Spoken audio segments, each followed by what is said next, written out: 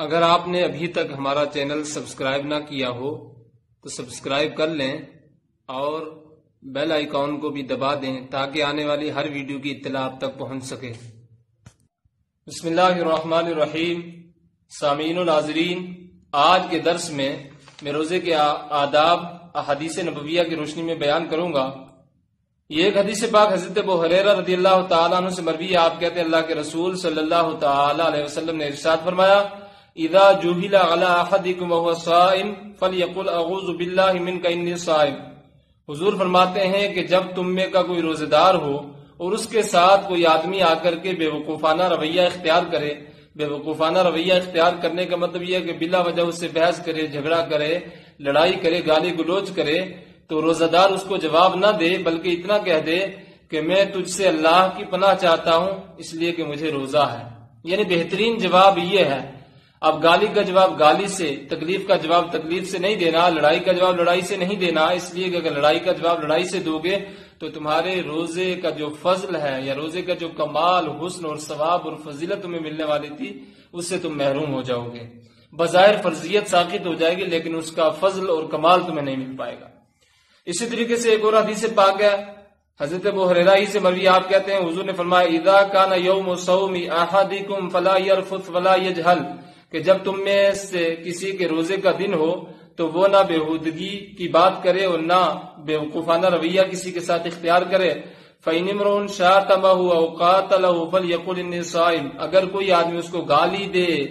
یا اس سے لڑائی کرے تو اتنا کہہ دے مجھے روزہ ہے، یعنی تیری گالی کا جواب گالی سے نہیں دوں گا، تیری لڑائی کا جواب لڑائی سے نہیں دوں گا اس لیے کہ مجھے روزہ ہے۔ اور ایک اور حدیث پاک حضرت ابو ہریرہ ہی سے مروی، آپ کہتے ہیں حضور نے فرمایا، الصائم فی عبادت اللہ تعالی ما لم یغتب مسلما او یؤذیہ۔ حضور فرماتے ہیں کہ روزہ دار اس وقت تک اللہ کی عبادت میں رہتا ہے جب تک کسی مسلمان بھائی کی غیبت نہ کر لے یا اس کو تکلیف نہ دے لے۔ مطلب یہ ہوا کہ اگر کسی مسلمان بھائی کی غیبت کی روزے کے عالم میں یا اس کو تکلیف دی تو اب وہ عبادت سے باہر ہو گیا۔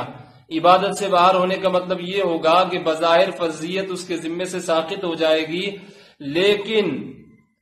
روزے کا جو فضل اور کمال، فضیلت، ثواب اس کو ملنے والا تھا وہ اعلیٰ درجے کا ثواب اس کو نہیں مل پائے گا۔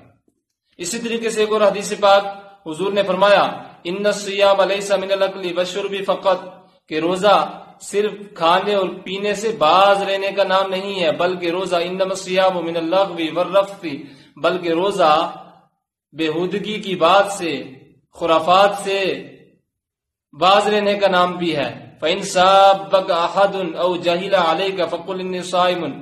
اگر تمہیں کوئی گالی دے یا تمہارے ساتھ بے وقوفانہ رویہ اختیار کرے تو تم یہ کہہ دو مجھے روزہ ہے، یعنی تمہارے سلوک کا جواب میں اس طرح نہیں دوں گا جو سلوک تم نے میرے ساتھ کیا ہے، اس لیے کہ مجھے روزہ ہے، مجھے اپنے روزے کا فضل، اس کا کمال، اس کی فضیلت، اس کا ثواب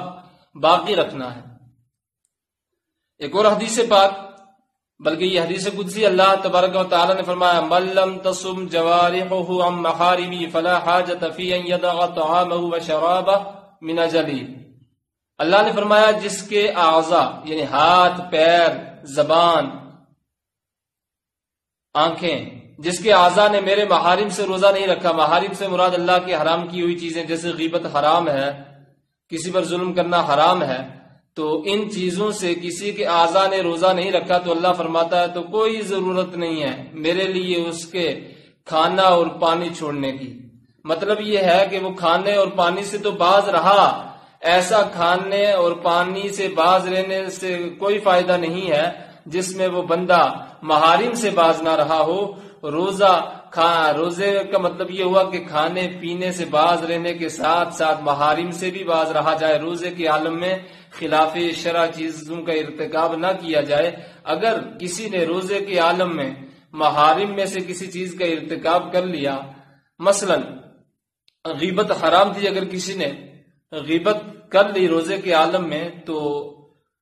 روزے کا جو فضل اور کمال اور حسن اس بندے کو ملنے والا تھا وہ نہیں مل پائے گا۔ البتہ روزے کی فرضیت، روزہ اس پر فرض تھا، وہ فرض اس کے ذمے سے ساقط ہو جائے گا، بس اتنا اس کا روزہ رہ جائے گا، باقی روزے کا جو ایک